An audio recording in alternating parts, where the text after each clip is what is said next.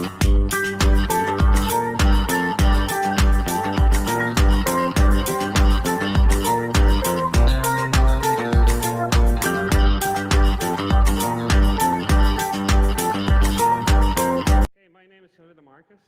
what I want to talk about with you today is what if locks could talk and what kind of stories would they tell?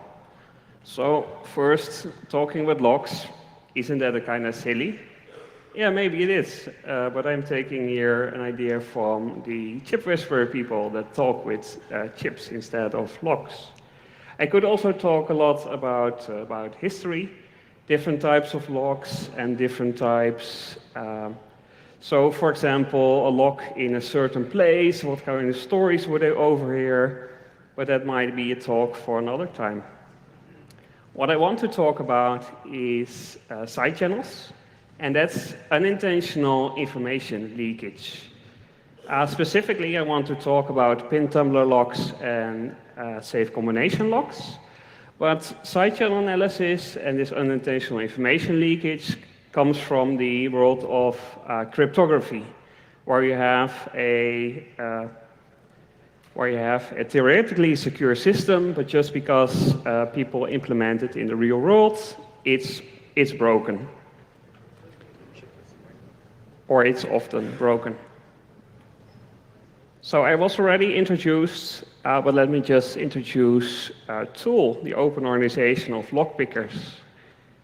It's a hobby club of lock enthusiasts started in the year 2002. We have 50 members here in the Netherlands at the moment, but we have chapters across the world. They are quite active in the United States, and in the UK, and in Australia. Here in the Netherlands, we have weekly lockpicking sessions. Once every other week in Amsterdam and in Eindhoven. And we also have a lockpicking village at Clairvoyance. So before we continue, I want to introduce the rules of lockpicking. And the reason for this is just that ethics is very important to us. So pick your own locks. If you want to pick someone else's lock, please ask their permission. And when a lock is in use, just find another lock to pick. So don't go to pick your own front door lock, because you might break it. Or you could summarize this to only pick your own locks, only pick the locks you own, do not rely on, and can afford to be without. The specific locks I want to talk about are pin tumbler locks. And this is a very old picture of a lock back in the 1850s. But it's still the same principle today. The locks got better, the tolerances got better, the locks got also a lot cheaper. The most common form is this Euro cylinder, where we have a lock at each side, at the inside of the door and the outside of the door, and it's connected together with a cam.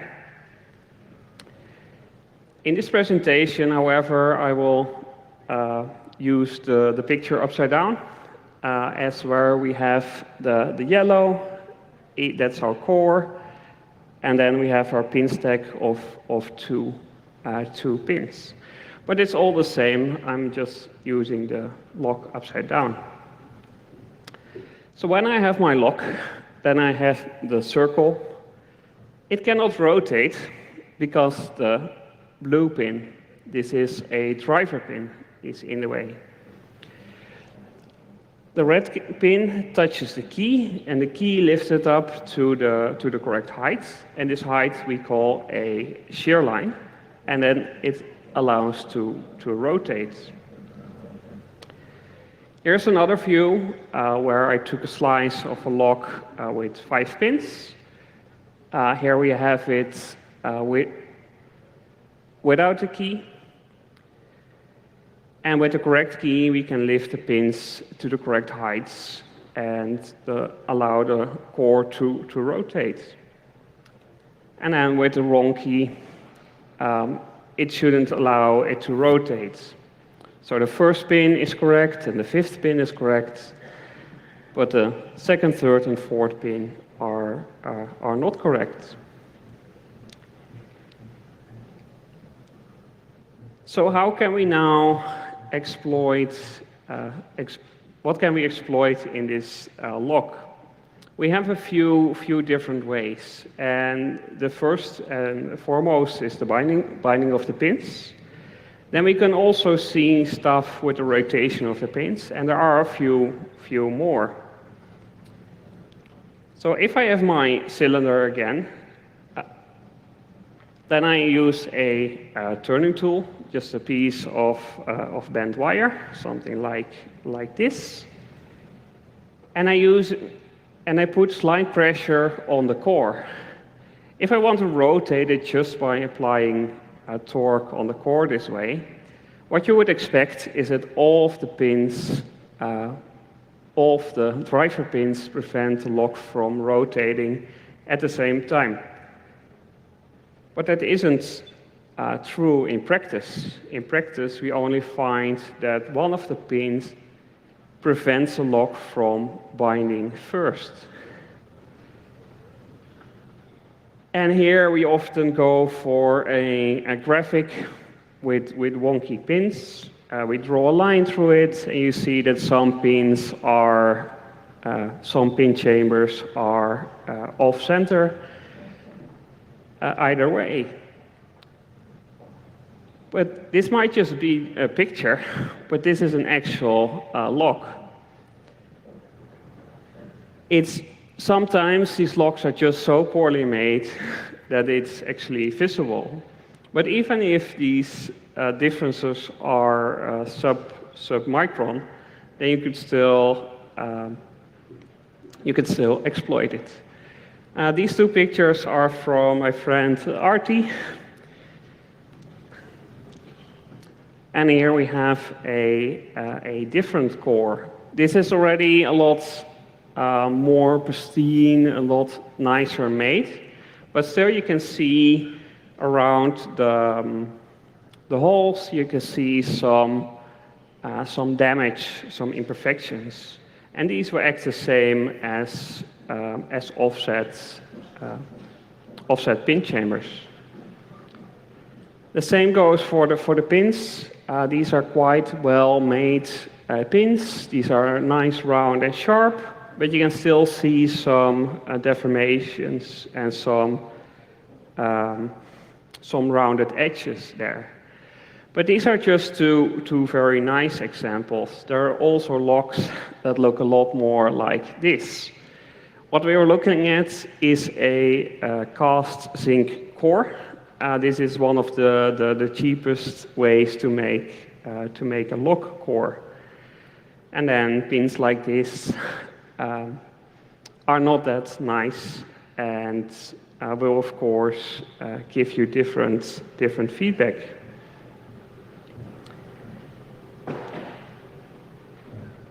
So now we go to pick the lock. Again, we have a turning tool and we put slight pressure on the core. Then we use our lock pick and then we start looking through the lock. And at some point we find that pin 4 is harder to push up. This is our binding pin. We push it up, we hear a click, and we feel the core rotate just ever so slightly. And that traps the driver pin up above the shear line. And at this moment, another pin starts to bind. So it's just a question of rinse and repeat. Find the binder, it gives a click and a rotation, and then you want to find the next binder again. Third pin doesn't bind, the fifth one was, and at this moment the lock would rotate and open. So what tools do we need to make this happen? You can buy big sets like this, But usually you just want to start with a very small set.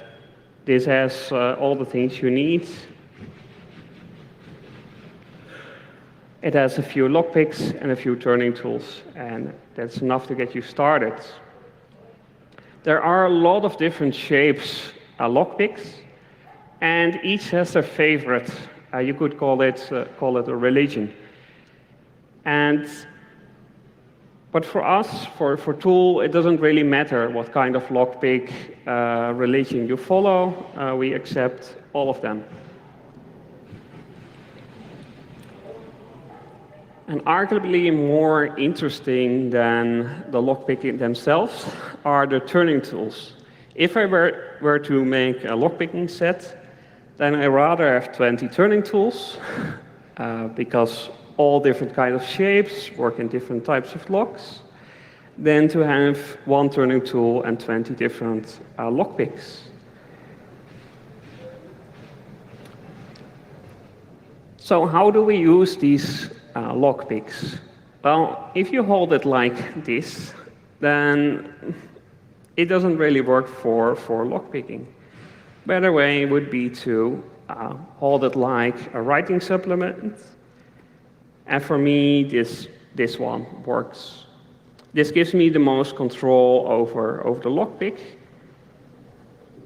as it gives me nice control over the picking tip.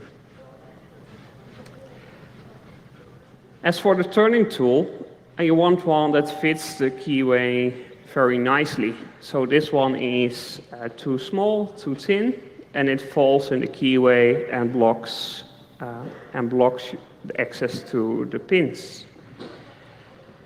A better one is already this one. So this is a thicker turning tool, and it fits very snugly in the top of the keyway. And this gives all the access we need to the pins. Notice also here I'm using my index finger because it gives me the best leverage, the best control over my tools. If you were to use your lockpick, your turning tool like this, then it wouldn't give you as much control as you would want, and you get quite cramped and you get frustrated, and then you might not pick this lock.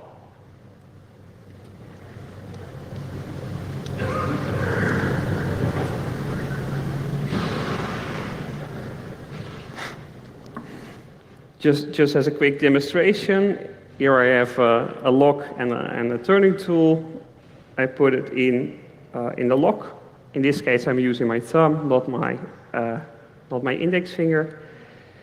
And when I start to pick locks like this, then it doesn't give me much control. So I want to have a very small loop.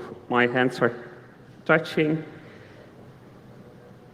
And this gives me a lot of control over the lockpick.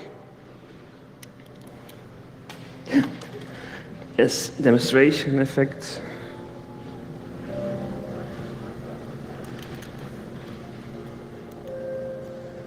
Okay, it does work. It's just hard to demonstrate.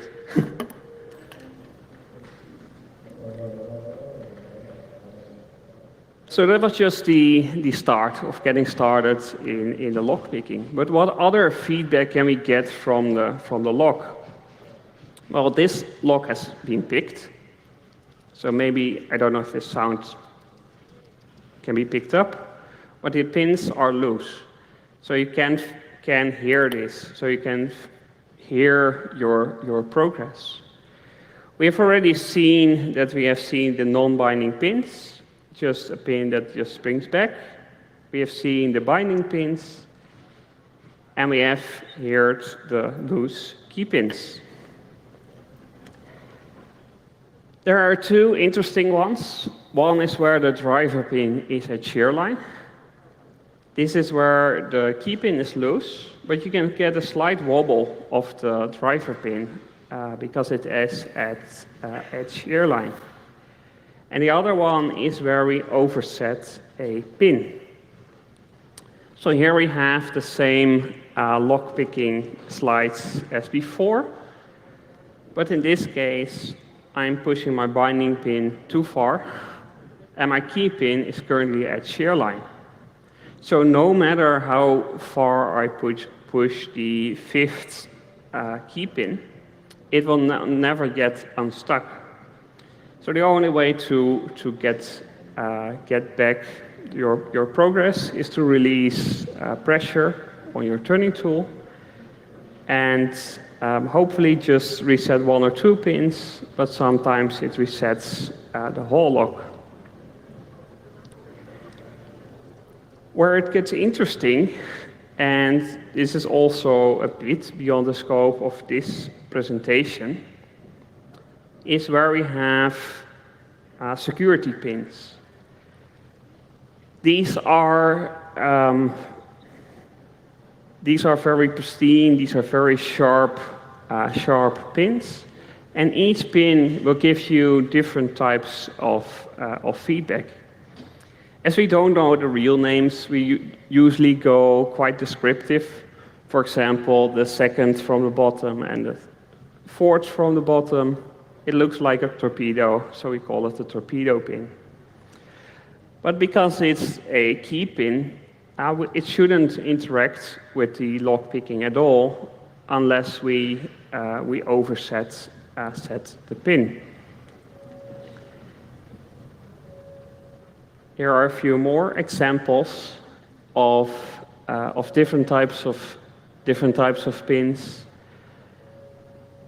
And most notably is the third and the fourth pin, fourth driver pin, and because it has rings on top of it.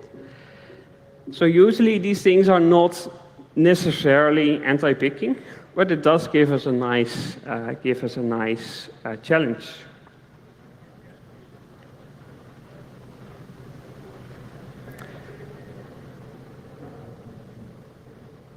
So let's now go to mechanical combination locks. Specifically, I want to talk about spring-lever combination locks of the type Group 2, where the group is just how difficult it is to manipulate. Either it's 2 hours manipulation resistant or better. The target we have is the Sargent Greenleaf 6730. This is one of the most common locks of this type, and it's not that common here in Europe, but it's more common in the United States. It's a 3-wheel combination lock, and it has a theoretical 1 million combinations, but in practice it's a lot less. Here we have the lock. I mounted it on a nice piece of wood, but you could find this mounted on a safe. You have the dial ring that's mounted to the safe, and you have the dial which has the numbers 0 to 99 on there. And you dial the numbers to the indicator.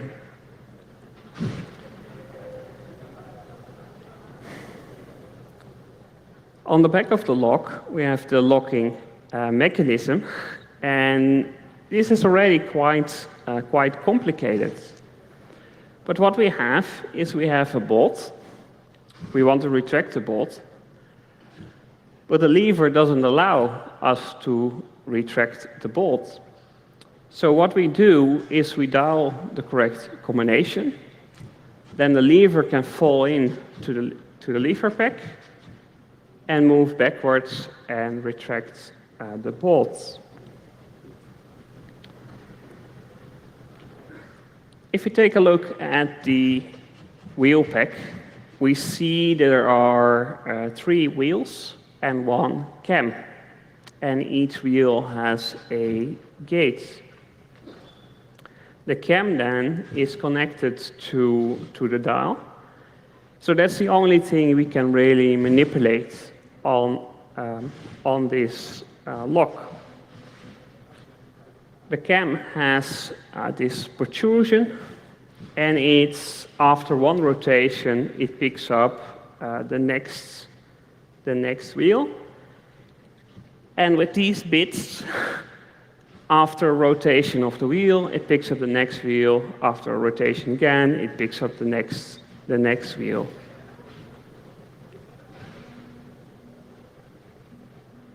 For the lever, we have two interesting parts. One is the nose, and the nose rides over the cam.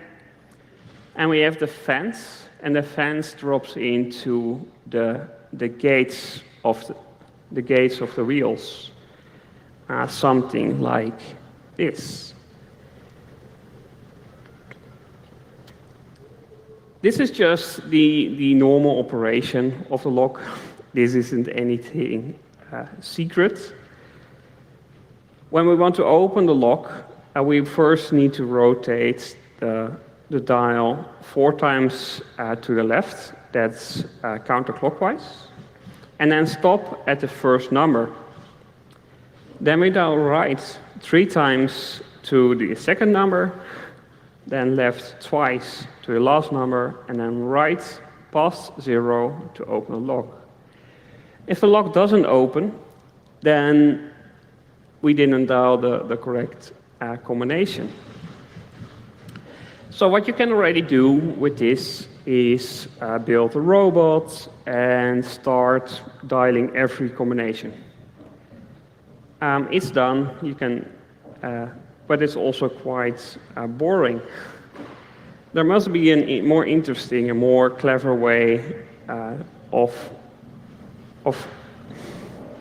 defeating this lock. So what's the side channel? Well, we can indirectly measure the wheel's height. And here we say that a lower reading is a better guess.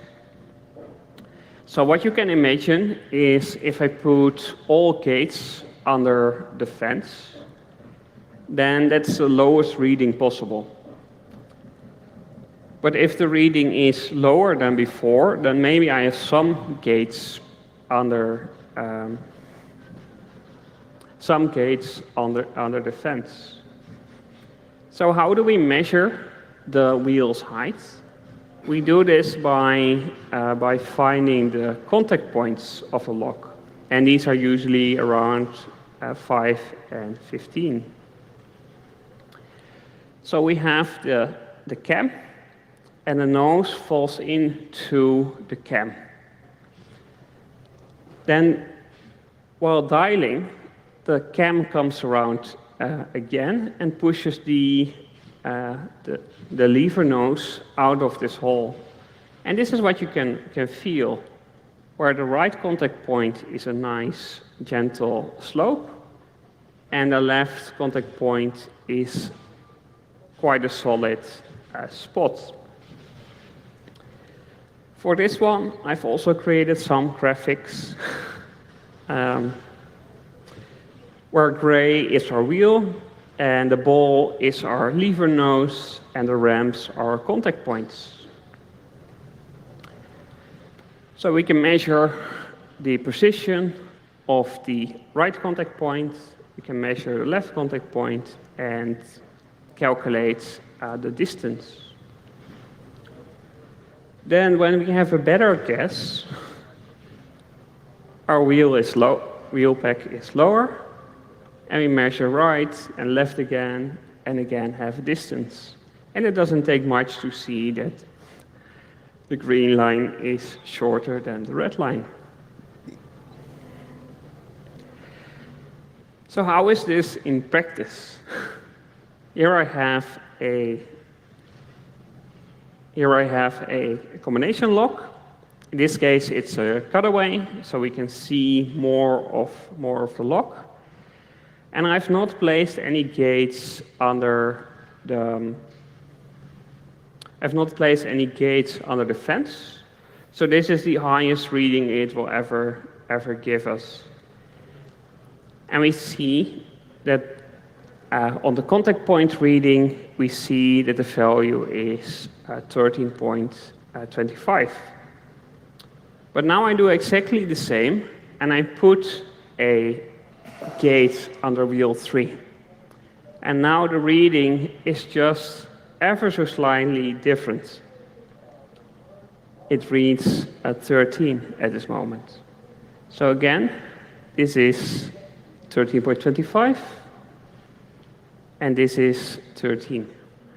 So these differences are so small, it takes quite some precision. We do this usually by eye because we think this is a fun game, fun challenge. But you could also amplify this with electrical means. Traditionally, we would do 1/8 of a digit, but if your eyes are more calibrated to 1/10 of increments, that works as well. But you want to stick to the same measuring scheme every time. So how can we get this information from the log? Let's perform an algorithm, and we call this algorithm all wheels left. For this, we dial 4 times to the left and stop at a number. We call it n. Then we measure the contact points. Then we dial left to n plus 2.5. And then we measure the contact points again. We do this as long as it takes to complete the graph. It doesn't take long. Sometimes it takes 10 minutes, sometimes half an hour. But you want to have a complete graph. Without a complete graph, it will just mess up your manipulation. So here's an example graph that I dialed every 5 steps. And what we're looking for is the global minimum. And that's for this log, this point. Okay, now we know the global minimum. But what's next? Well, we need to figure out on which wheel this this minimum point lives. And we can do this by a process of elimination. We know our original dialing sequence is 80 left, 80 left, 80 left, and I'm just changing one of them to 70 right. And what we see is that if we change if we don't change the last wheel, we find the lowest reading. So our 80 left is on our last wheel. With this information, we can then continue making more graphs. We don't know if 80 left on wheel 3 is our gate, but we at least know it's a better reading than we had before. So for this one, I'm dialing right, right, 80 left. So that's 4 times to the right, 2 times to the left to 80, and then to the right again to get my contact points. And this is then the graph that I got, where this spot is the most interesting, because again, it's the global minimum.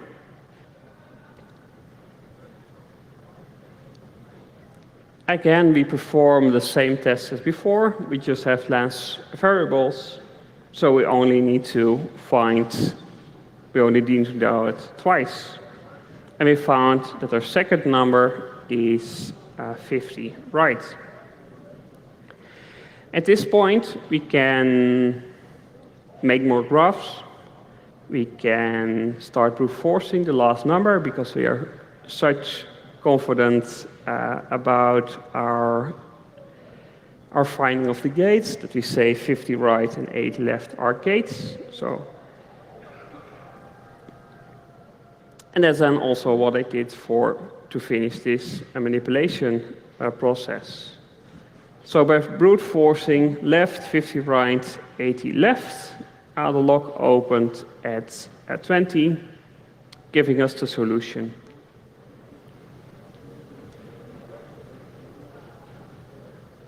So what you want to do is to note the dialing direction. If you find a global minimum by dialing left, then keep this number the same, because 80 left and 80 right might not yield the same result. Also, you want to be very precise and consistent. You want to check every n numbers, n digits, and that depends on what lock you're working with. If it is sloppy tolerances, then 2.5 might be fine. But for some locks, 1 or 1.5 or 2 might be better numbers. If you're inconsistent with either the dialing or with the graphing, you will also mess up your data. You will introduce a lot of noise. And the last one, the most important one, is lower numbers. Lower numbers are good, but it doesn't have to be a gate. So if your graph shows you a low number, then you're making a progress. Let me just demonstrate this one with a much more difficult lock. So here I performed an all wheels left operation, and I found 80 as my lowest number. But it was quite inconsistent, and I couldn't really feel if it was really 80 left. So I also performed an all wheels right operation. So it's just the same as the all wheels left, just by turning the other direction. With this graph, I found that 75 was an interesting spot. And I chose it. I chose it as my number, and I found it lived on the third wheel. And I performed the operation left, left, 75 right, and I got this graph. So again, it's a lower global minimum. So we're making progress.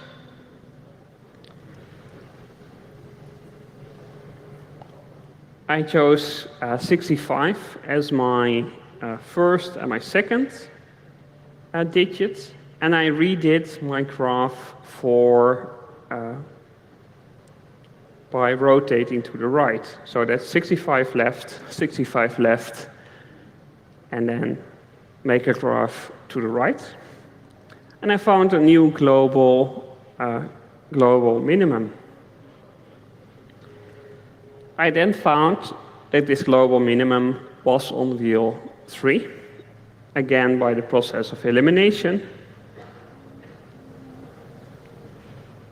and made a graph left, left, 80, right? And this gave me a very nice global minimum around digit 50. This then lives on the second wheel because of the process of elimination. And then I created a graph starting all the way at 100 and down to 0, and the lock opened at 20. But with every graph, I got closer. This one took me quite a long time, more than a couple of hours, over over several days instead of just half an hour for the other one. So don't give up, because each graph got us closer to an open.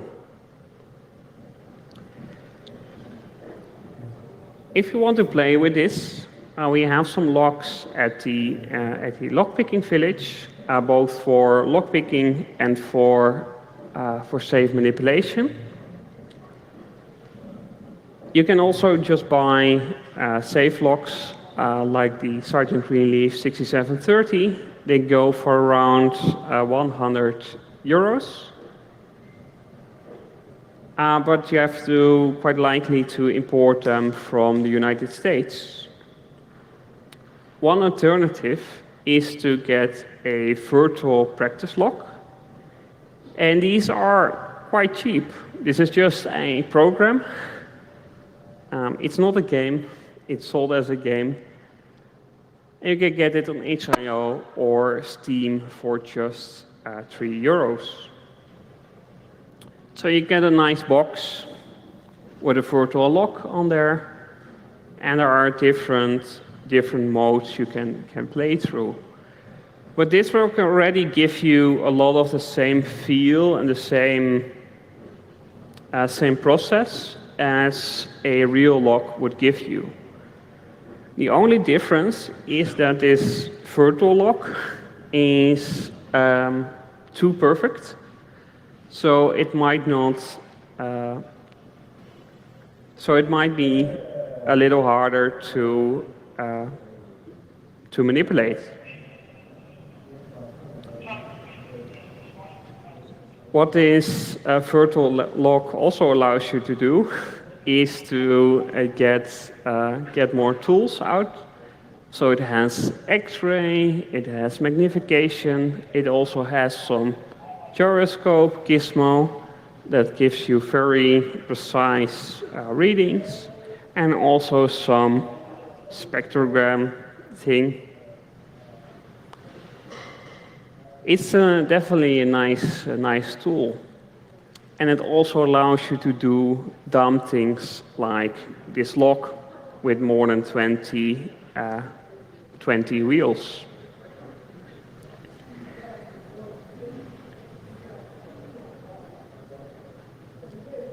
So let's wrap this one up. If you want to know more about manipulation, I would suggest of course, coming to the Lockpicking Village, but also reading the book A Natural Locksmith's Guide to Manipulation. And if lockpicking is more your thing and it caught your interest, then definitely get a copy of Locksport, a hacker's guide to lockpicking, impressioning, and safecracking when it's out, hopefully in a couple of months. And notable people that wrote this book are, of course, Jos Weijers, you might recognize him, and Walter Belgers.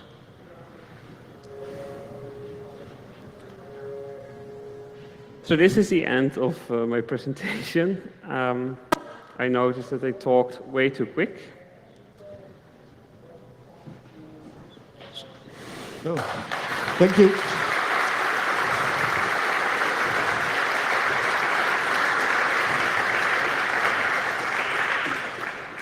Thank you very much, Jan Willem.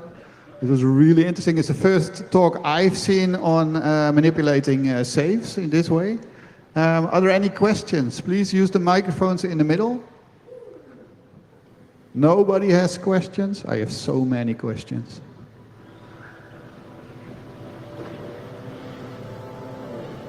Hello. Yep. That was a very nice talk, thank you. I was wondering, is there a certain brand or a certain type of lock that you really want to get? That's a good question. I'm quite a lock collector, so I look on eBay all the time. And at the moment, there aren't many locks that I don't have, except for very, very expensive locks. For safe cracking, for example. There are a few government restricted locks that they just won't give me. Thank you. I had a question about the pins for the tumbler lock. You said that one of the pins had a disc, but wouldn't a disc make it more easy or easier to lockpick, because then you have two different distances where you can get it in a gate? One question. I'm taking the slides.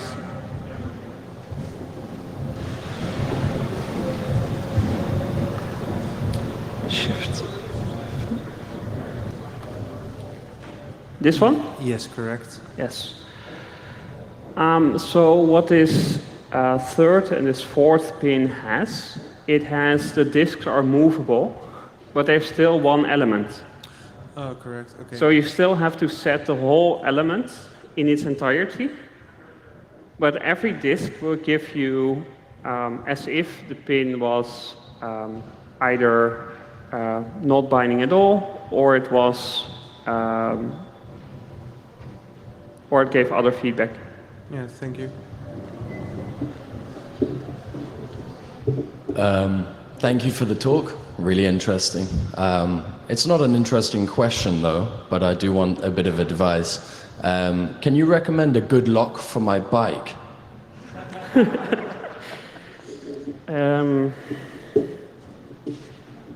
Can I give a advice on securing your bike? Well, that depends on your tread model. So, what kind of bike thief is after your bike? There are definite answers, and the most easy one might be just look at what your insurance recommends, and then if you don't trust them, just one up them. It's the ART standard, where 3 is for bikes and 4 is for motorcycles. I don't know the exact numbering scheme, but if you have ART 5, then this bike goes nowhere. Thank you. You were talking about the combination locks, and you were talking about having like a half set on a gate. And I was wondering how that works, because as I understand combination locks, all the discs are the same size. So even if you've got one gate in the right place, isn't it supposed to not, like, is the fence not supposed to not drop anything? Or is this just the same as the tolerances that you mentioned in a tumbler locks? So if I get your question correctly, if you have more wheels and one of them shows a gate and another does not show a gate, then would it not show you anything? Yes. Yes. That's again, if we lived in a perfect world. So this fence is just one piece of metal soldered on another piece of metal. And this might be not at the correct angle. Also, these locks are made to function in the real world. So they might not be totally round, or there's so many tolerances. Right. And in practice it works, but sometimes you find a lock that's a lot harder to manipulate than another lock. And this is because then the tolerances were way smaller. Either the tolerances are way smaller, or it's just a lock of the draw, where as they say, the stars aligned, and this one good lock was produced in this factory. I see, thank you. If there are no further questions, I have one small question. I understood that for Tool you need 2 references. Can you be the other Do you need references for to Tool? become a member? No, if you just email us at info@tool.nl or visit our website or join our Discord or join the Lockpicking Village and mention that you want to become a member, that's definitely possible. Okay. There has been. We don't want everyone to become a member, but everyone here in the room has already shown such interest in the topic. Okay, thank you very much. One final round of applause for Jan Willem.